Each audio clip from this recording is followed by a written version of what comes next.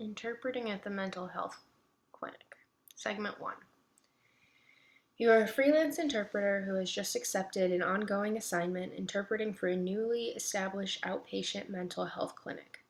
The type of situations includes one-to-one counseling sessions, small group sessions of no more than a dozen participants, and occasional large group sessions with an invited speaker. All of these sessions will be conducted by a therapist who cannot sign. You've been told that typically you will have a colleague working with you for the small and large group sessions, but for the one-on-one sessions you will usually work alone. You arrive early for the first session, a one-to-one session. The therapist happens to meet you in the hallway and you begin talking. The therapist tells you that the deaf patient has called and left a message and that he will be about 30 minutes late. The therapist asks how you became interested in sign language and deaf people, so you tell your story. Then the therapist asks you about the residential experiences of deaf people and about an article that he read which claims there is a high level of sexual abuse of students in residential schools for deaf students. What would you do and why?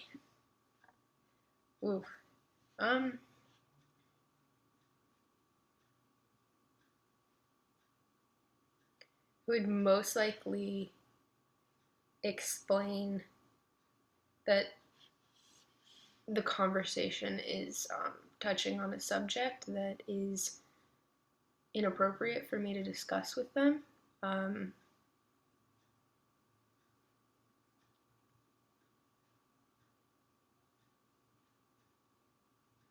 Not for confidentiality reasons, but to stay separated and in the role of the interpreter. I can no longer further discuss this and to change the subject.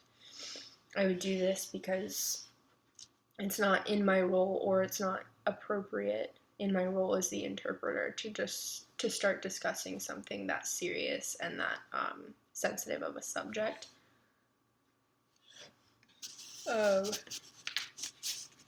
And it may or may not skew my eventual interpretation when the patient would arrive, because that is a sensitive subject and it's an emotional subject.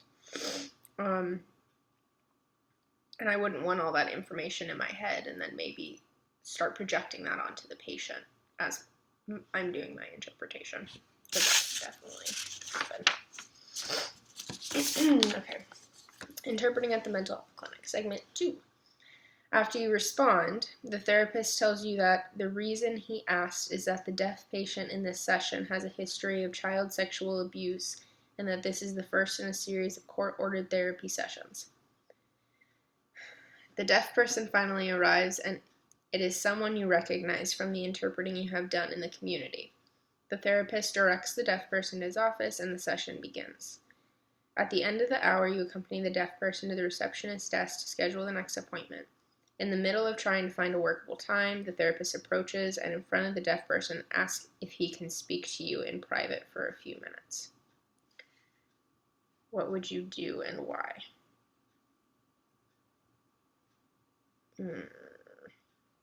I would not speak to them in private.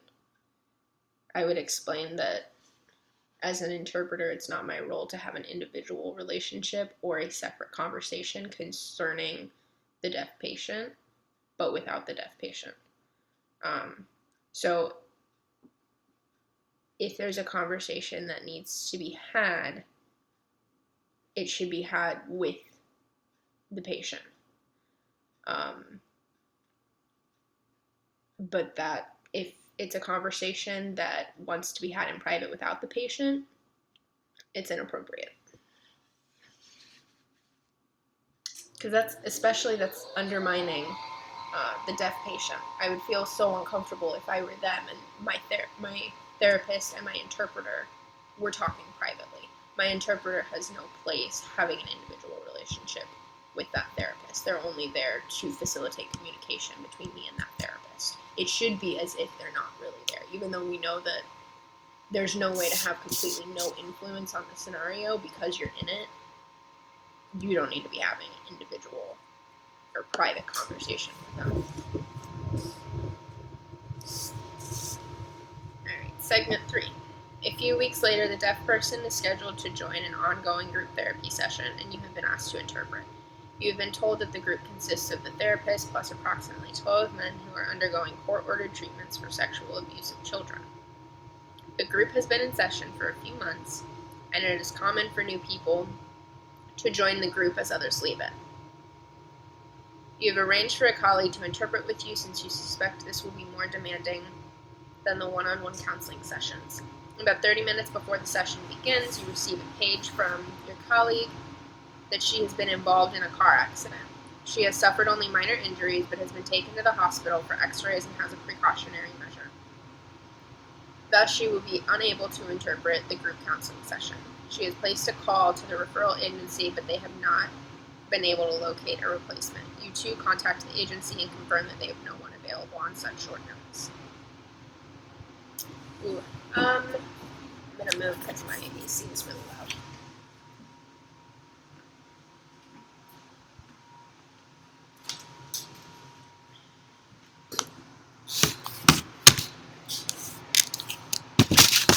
There's one of two options here that I would take. Either one, if the one-on-one counseling session, I'm really worried about it, and I really do honestly believe that I'm not going to be able to handle it alone. I tell the agency that I need to reschedule. And in that case, I don't think it would be appropriate for me to attempt a job alone that I did not think I could do alone. That would mean that I was attempting a job that I thought I wasn't qualified for. And that would definitely go against the CPC. Or two, I can evaluate the job, and if I do feel like, is it going to be easy for me to do the session alone? No, but is it possible? Yes. Go ahead with it and pay very close attention to the quality of the interpretation, and if I find that I am unable to produce, or I'm unable to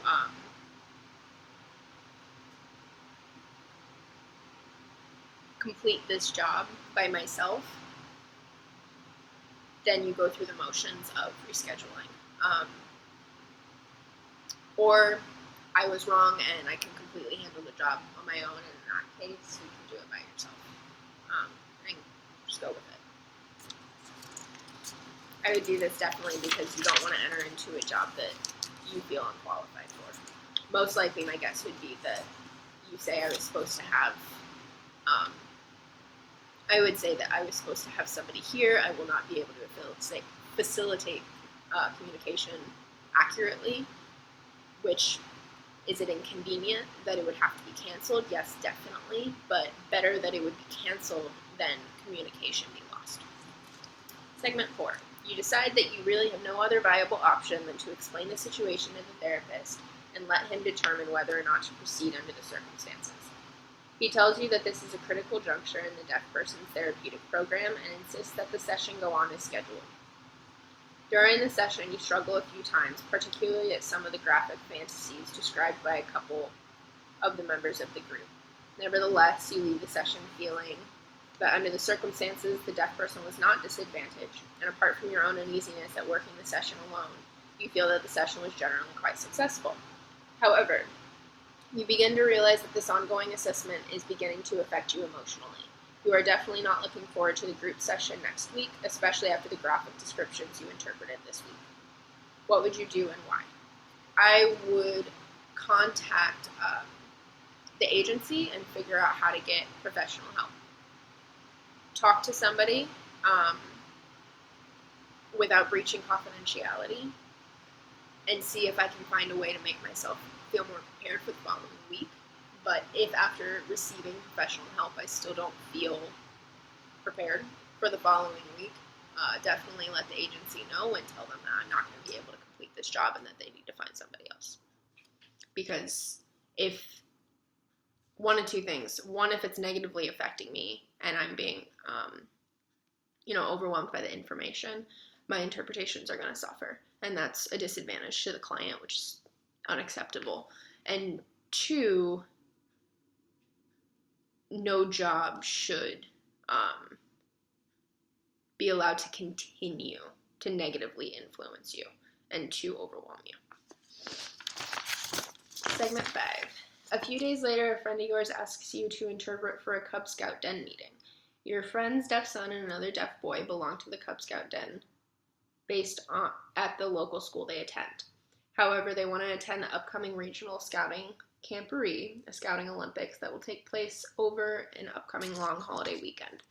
You've been asked to interpret the organizational meeting, and because it is for your friend, you agree to do so on a pro bono basis. When you arrive, there are approximately 50 Cub Scouts and their parents, mostly fathers, at the meeting. As you are waiting for your friend and his son to arrive, you notice of the men there looks familiar. One of the men there looks familiar. After a short time, you realize that he's one of the men from the group counseling session. You remember him quite clearly because of his graphic descriptions of sexual fantasies, almost all of which involved young boys. What would you do and why? Oh gosh, that's really rough. I don't think I can do anything. As much as I would want to do something, I don't think it's my place as an interpreter, especially since it was not an educational setting. You have that right in an educational setting. You do not have that right in this setting. I think that you don't say anything, but you definitely stay weary of his actions, because if there were something that you had seen that somebody else, if they saw it, they would suspect something as well. Depending on what actually happened, you may be able to report it, but I don't think you can really do anything in this situation except do your best to very discreetly protect the kids around you. Yeah, it's not a fun situation, but you don't have any right to disclose the information. Confidentiality under the CPC. It should be as if you don't know anything about that man at all. Segment 6. Finally, your friend and son arrive. After a few minutes, the meeting starts. The leader, after reviewing the tentative schedule, then asks for volunteers for various tasks, including driving, overnight supervisions, and competition judging.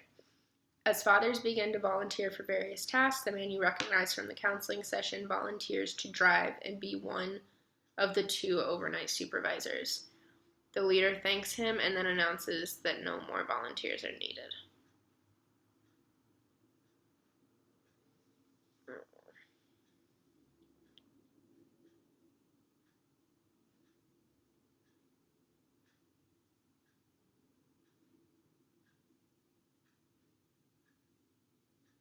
Wow, I don't know.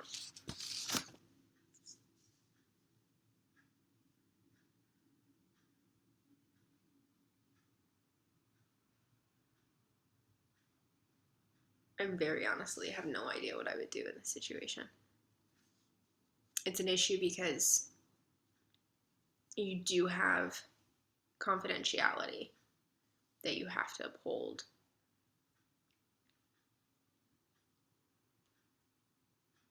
But wow, how could somebody ask you to actually keep that information to yourself when it could be kids in harm's way? There has to be some type of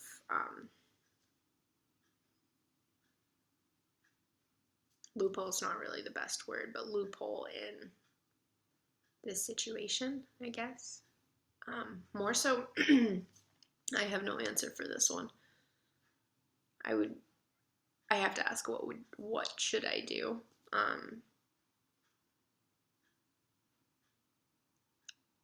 If I were in this situation and I still felt like this, I still didn't know what to do, I would probably try to figure out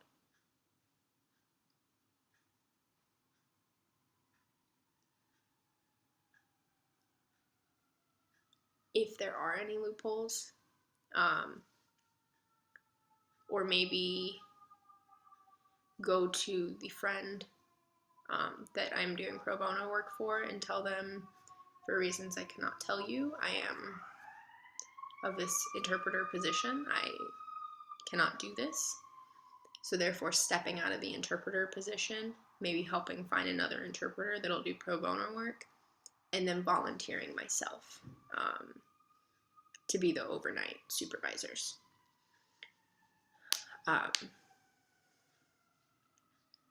Maybe try to explain to the leader without breaching confidentiality that, I don't know, something like, I really want to be an overnight supervisor. I want to watch the kids. Something that would get me in there even though they've already filled the position. And that way I could just do my best to protect them. In that case, it wouldn't breach confidentiality, but that may also be stepping over a ton of boundaries that, I don't know, that may not be approved of when it comes to the CPC. So that's probably what I would do. I'd figure out what I can do, what are my options first and foremost.